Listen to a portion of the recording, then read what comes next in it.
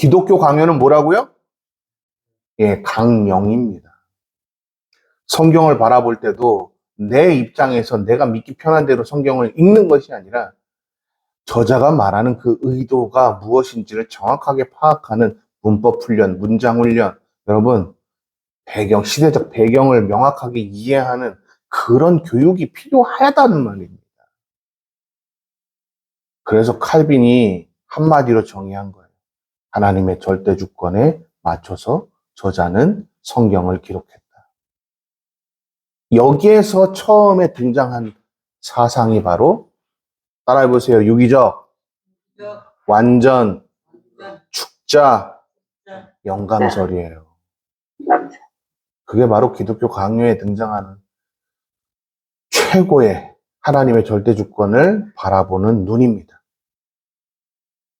그러니까 하나님을 바라보는 눈이 뭘 해야 한다는 거예요? 내 입장에서 바라보는 것이 아니라 하나님의 입장에서 바라봐야 돼요. 하나님의 절대 주권 안에서. 충분히 다 이해되셨을까요? 오케이. 자, 마태복음 봅시다. 지난번에 못했으니까. 마태복음 5장이죠? 아니, 창세기든 뭐 마태복음이든 아무거나 하죠. 뭐. 어떤 게 먼저지 뭐. 오늘 시간만 나한테 허락된 시간이 좀 있잖아요. 봅시다. 시간이 더 되면 창세기도 또 하고. 자, 마태복음 5장을 우리는요, 5장, 6장, 7장을 산상수훈이라 그래서 여러분 그렇게 배웠어요. 맞아요? 그렇게 배웠죠? 산상수훈이라고. 그렇게 배웠거든요.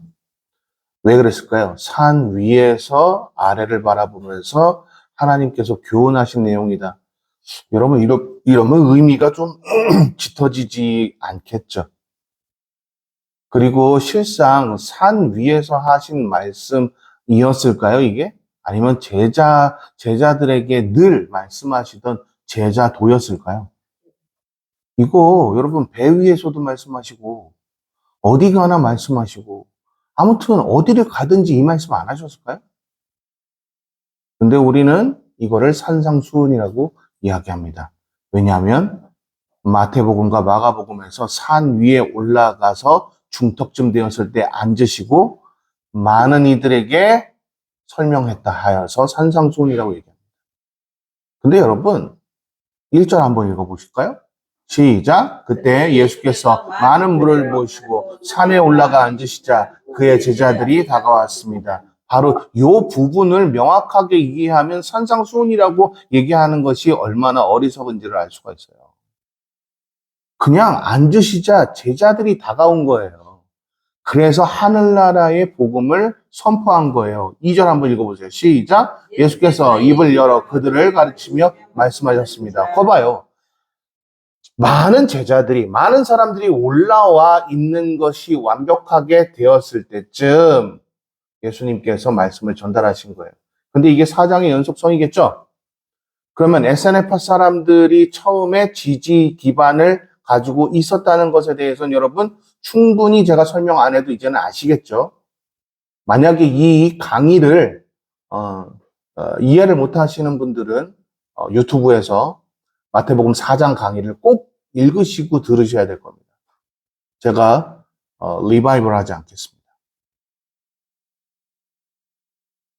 자, 이 내용 산상수훈은 다시 한번 말씀드리지만 그냥 제목을 산상수훈이라고 얘기하면 안 되고요.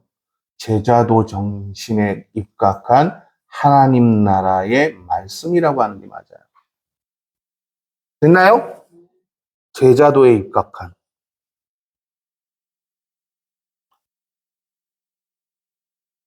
처음에 뭐라고 얘기하냐면요. 복되다. 어떤 사람이 복되다고 얘기하는지 한번 봅시다. 앞에다가 복되다라고 얘기한 거는요. 그 다음에 뭘 설명하고 싶어서 했을까요? 보충 설명이에요. 어떤 사람이 복되다는 거예요? 마음이 가난한 사람들. 그러면 이거를 다시 앞으로 끌어와서 문장 형태를 우리나라 말 평선문으로 한번 만들어 볼까요? 마음이 가난한 사람들은 복되다. 자, 이렇게 되는 거예요. 됐나요? 자, 평서문으로 만드니까 여러분 좀 더 이해하기가 쉽죠? 그 다음, 그 이유에 대해서 설명합니다. 항상 여러분 복되다라고 얘기하고 끝나는 게 유대의 사고방식 아니었죠? 유대 사고방식은 보충 설명을 매번 뒤에다가 얘기한다는 거죠. 예, 하늘나라가 그들의 것이기 때문이다. 맞아요? 어떤 사람에게 하늘나라가 주어진다는 거예요? 마음이 가난한 사람. 고대 근동사회에서 특히 하스모니아 왕국 이후에 에센느라고 하는, 그러니까 에세네파라고 하는 그 에세네파라고 하는 세력들이 생겨나면서 정결운동, 거룩운동을 시작했어요. BC 1세기에. BC 1세기에 시작한 그 이후부터 유대 사회는요, 거룩에 신경 쓰는 사회가 됐었어요. 그래서 바리새파도 자신이 나름대로 거룩을 지키기 위해서 율법을 자의적으로 해석했지만 그들도 거룩을 쌓으려고 노력했고 사두개파도 그 거룩을 쌓으려고 노력을 했어요. 그렇지만 그걸 틀렸다고 예수님은 말씀하셨죠. 예. 그리고 누구를 존중해 주셨어요? 에세네파만 존중해 주셨어요. 그 에세네파의 뭐를 가장 특히 존중해 주셨어요? 따라해보세요. 세례. 세례를 존중해 주셨어요. 그리고 예수께서 친히 그 세례를 받으셨어요. 세례가 뭘 의미하기 때문이에요? 예. 이 세상에서 죽어라. 그리고 다시 태어나라. 누구의 것으로 가서 다시 태어나는 거예요? 하나님. 예, 예수 그리스도의 것으로 다시 태어나는 삶이에요. 마음이 가난한 사람이라는 이 개념은요, 에세네파가 자주 사용하던 말이었습니다. 어떤 자들에게 설득하기 위해서, persuade something, 영어 쓰면 안 되잖아요. 왜? 근데 나 영어 자꾸 나와? 그럴 때마다 전기 충격기 있죠. 나한테 쏴버려. 네. 내가 뭐 헬라어 히브리어라든지 라틴어라든지 고대 뭐 사어들 죽은 사어들 쓸 때 나 총으로 쏴버려요. 그 전기. 네. 그러니까요. 자, 마음이 가난한 사람이라는 개념은요. 누가 사용했다고요? 에세네파 사람들이요. 전도할 때 사용했던 말이에요. 하나님의 나라를 소유하려면 세상의 것을 거부하는 삶으로 세상의 것이 존재하지 않는 가난한 자여야 합니다. 그래야 하나님이 역사하십니다. 라고 전도할 때 사용했던, 설득할 때 사용했던 그들의 언어예요.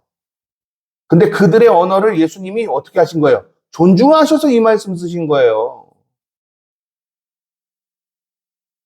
어때요? 문법으로 지금 배워보니까. 그럼 여러분, SNF를 지지하면서 마음이 가난한 자는 복이 있다라는 이 누군가를 설득하기 위해서 하나님의 나라를 전달할 때 설득하기 위해서 사용했던 이 단어를 예수님이 그대로 인용하셔서 사용하셨다면 여러분 SNF가 어떠한 삶을 살았는지 좀 안 느껴지시나요? 오직 하나님의 것으로만 살겠다고 광야에 들어갔어요. 그리고 그분의 말씀에 순복하는 삶을 살겠다고 그 광야에서 예수 그리스도를 따라서 지금 다니고 있는 그들의 모습을 보시란 말이에요. 갈릴리에서 복음을 전달하면서 그곳에서 열심히 선교 활동하던, 선교 사역을 하던 토비 에센이라고 하는 에센파의 선교사격 사람들도 있었죠? 네. 그 대표적인 사람들이 여러분 예수님의 제자들이었어요.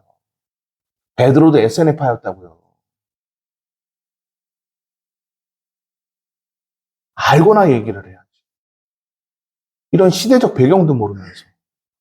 그러니까 베드로에게 나를 따라와라. 내가 너를 사람 남는 어부가 되게 하겠다. 하니까 즉시 따라갈 수밖에 없었던 거예요. 근데 확증 편향을 가지고 있는 사람들이 여러분 따라갈 수 있었겠어요? 따라가서 고기 잡아야 되는 거.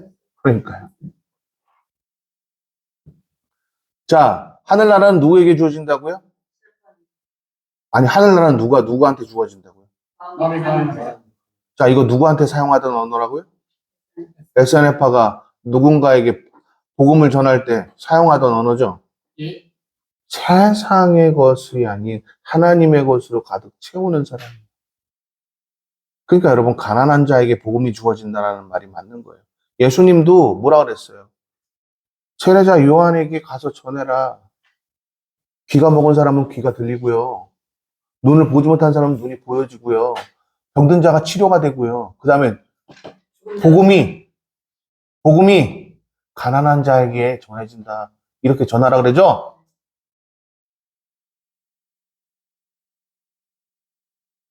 문법 훈련이 안 돼 있으니까 성경을 제대로 못 읽는 거예요. 그러니까 한 구절 읽고, 은혜 받았어.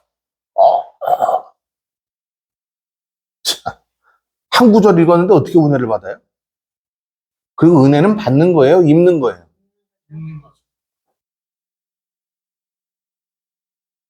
4절. 복되다. 슬퍼하는 사람들은. 자, 이거 다시 바꿔서 한번 볼게요. 슬퍼하는 사람에게 복이 있다예요. 그렇죠? 그 이유는요? 위로가 있기 때문이에요. 이건 여러분, 유대의 에세네파 사람들이 사용하던 언어이기도 했지만, 누군가를 설득하기 위해서 사용하는 단어로서 사용하는 의미이기도 했지만, 이거 유대인들 다 아는 단어였어요. 그때 당시에. 왜요? 많은 고초들을 당하면서도 하나님을 버리지 않았던 여러분 다니엘 생각해 보세요. 여러분 에스겔 생각해 보세요. 여러분 이사야 생각해 보세요.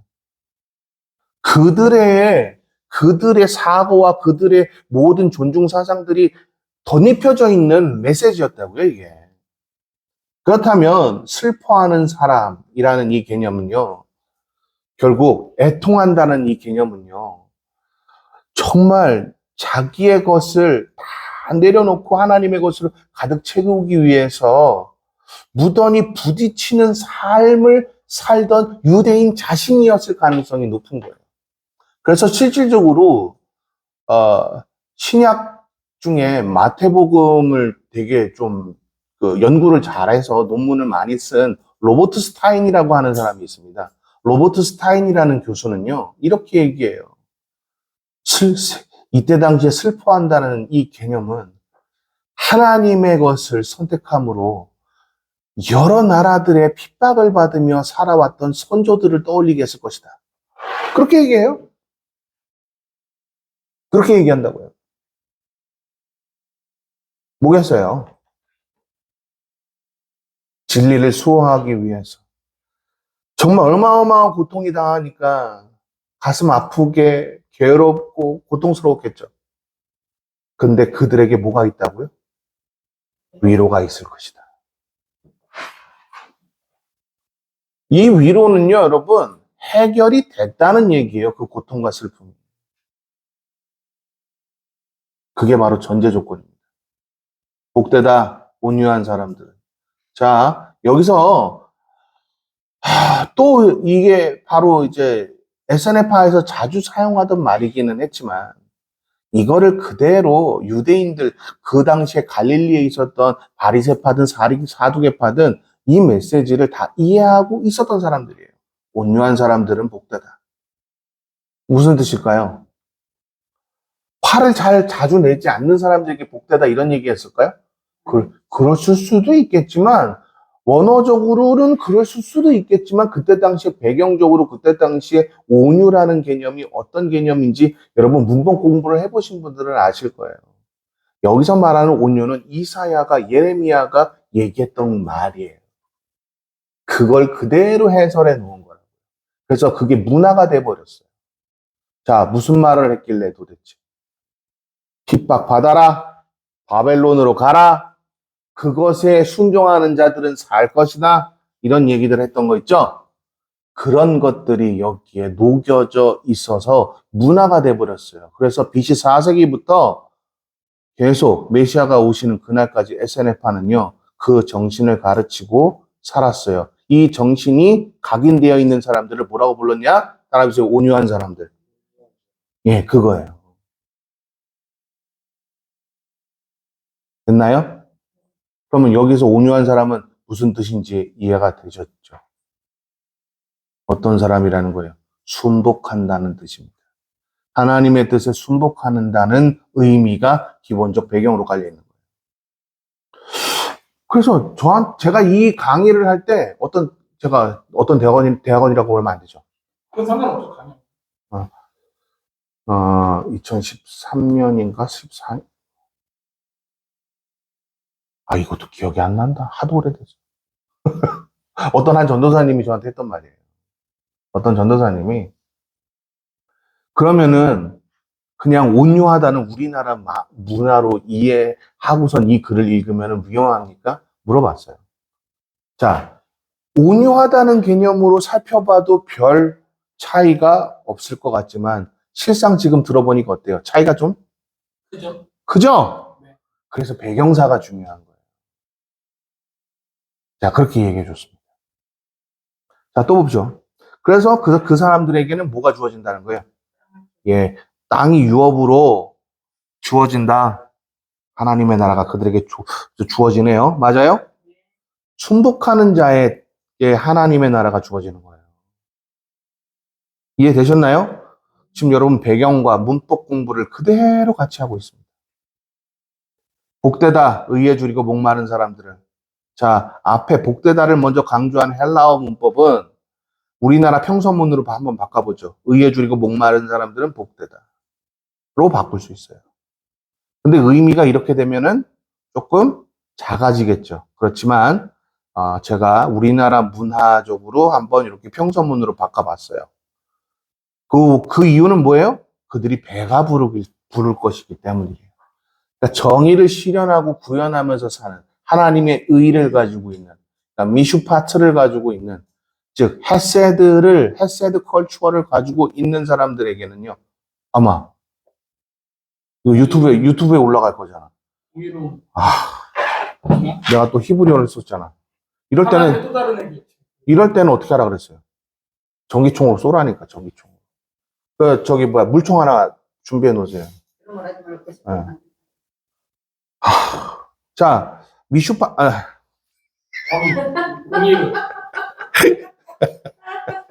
그냥 나오는 대로 해요. 그게 참 그냥 자연스러운 거지. 혼나요. 자, 그러니까 이제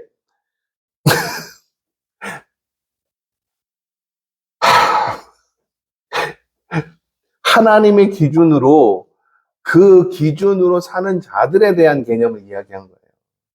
그들은 하나님의 기준으로 살기에 하나님의 것으로 배부르다라는 의미로 SNF파 사람들이 누군가를 설득할 때, 그러니까 SNF파의 하나님을 소개할 때 정중하게 설득할 때 사용하던 단어였어요. 이해되셨죠?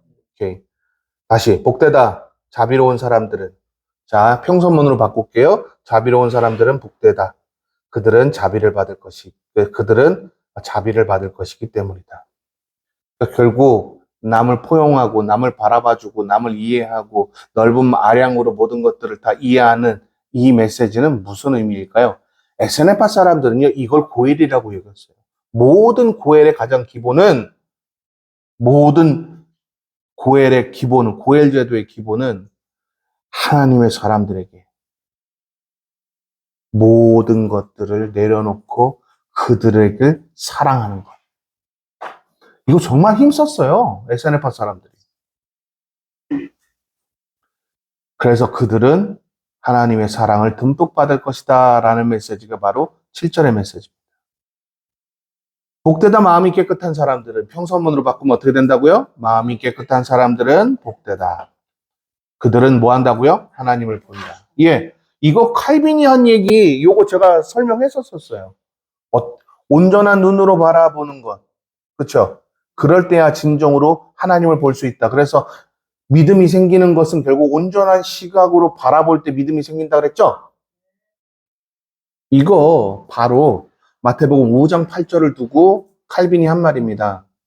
근데요, 조금 더 배경을 좀 깔아보죠. 에스네파 사람들이 늘 마음이 깨끗하다라는 개념으로 많이 사용했어요. 근데 그들이 사용하는 마음이 깨끗하다라는 개념은 어떤 개념이었나요? 여러분 사해문서, 이 큐문서들을 읽어보면은요, 그들의 정신이 명확하게 드러나는 아주 재미난 Q35라는 그 토판 타블릿을 읽어보면은 아주 재미난 구절이 나와요. 마음이 깨끗하다는 것은 자신의 것을 비워둔 상태를 의미한다. 예요. 그러니까 하나님을 보려면 내가 가지고 있는 기준으로 하나님을 보면 하나님 보여요, 안 보여요? 안 보인다는 거예요. 자신의 기준을 명확하게 타파한 다음에 하나님의 기준으로 하나님이 주신 온전한 시각을 회복했을 때야 비로소 하나님이 보인다는 것을 예수님은 말씀하고 계셨던 거예요. 복되다 평화를 이루는 사람들은, 이것도 SNF가 자주 사용하던 말인데요.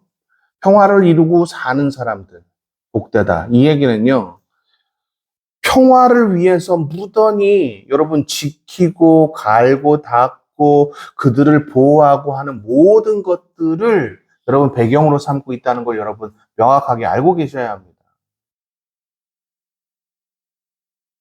결국 그들에게는 뭐가 있다고요? 하나님의 아들들, 즉 하나님의 유업을 이어받고 그 일들을 해나가는 사람들이라고 불릴 거라고 얘기하고 있죠. 복되다 의를 위해 핍박받는 사람들은 하늘나라가 그들의 것이다. 의를 위해 하나님의 기준을 가지고서는 그 기준을 지키는 것 때문에 수많은 선지자들이 여러분 고통당했죠. 수많은 선진들이 고통당했죠. 그러함에도 그들에게는 하늘나라가 그들의 것으로 주어졌다라는 것을 기억하라고 말씀하신 말씀이에요. 그럼 10절에 있는 메시지는 어디의 메시지를 좀 더 보충 설명한 걸까요? 어디요? 5절입니다. 보세요. 없나? 네, 5절의 메시지를 이렇게 더 강조한 메시지예요. 지금 여러분 문법 훈련하고 있는 겁니다. 이렇게 맥락 단락들을 하나하나 꼼꼼히 살펴보면서 성경을 읽는 것을 뭐라 그러냐면 정독이라고 합니다. 이걸 뭐라고 부른다고요? 정독이라고 합니다. 이런 거 배워보셨어요?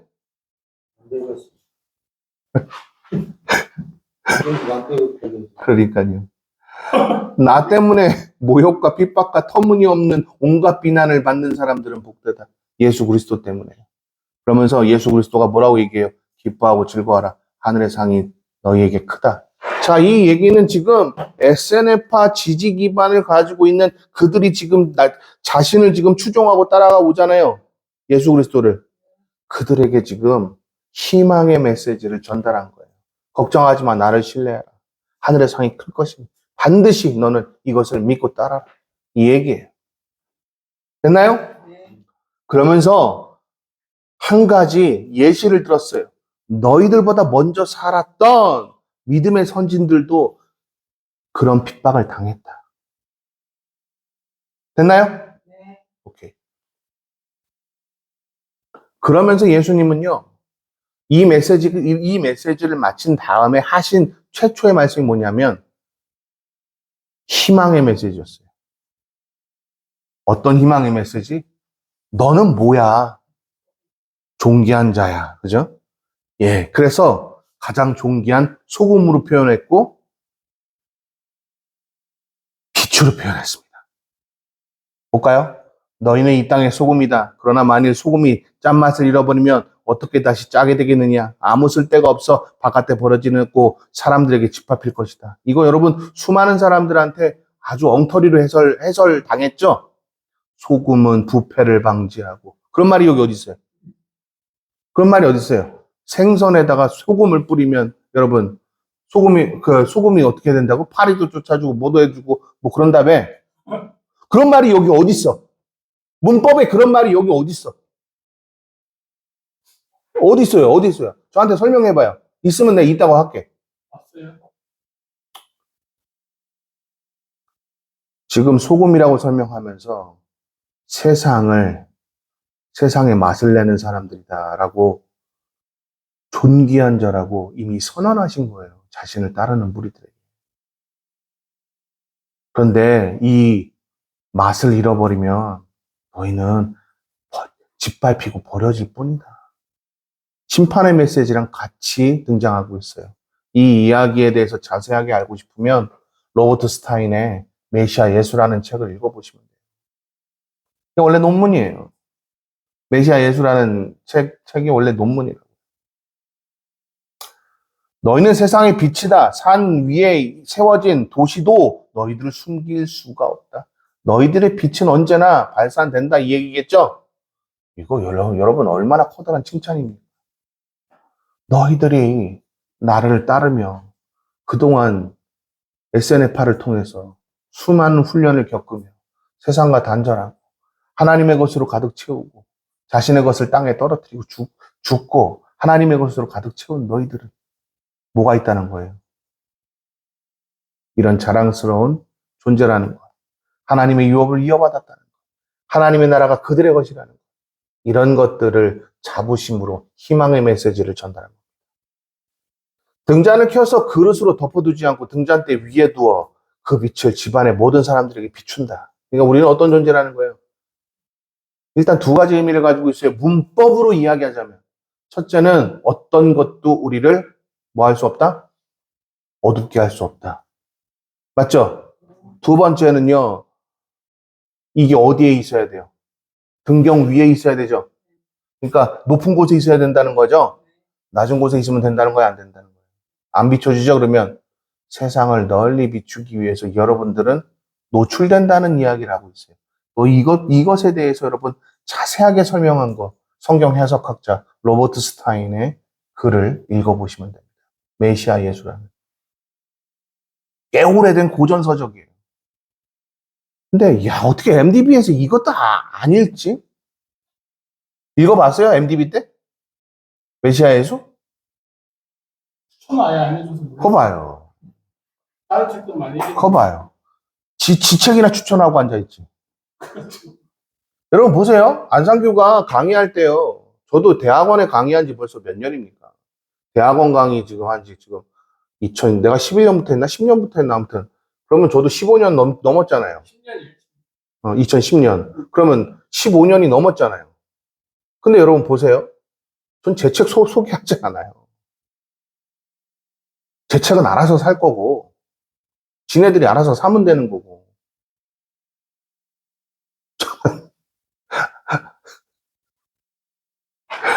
고전서적 좀 읽으라 그래요. 왜?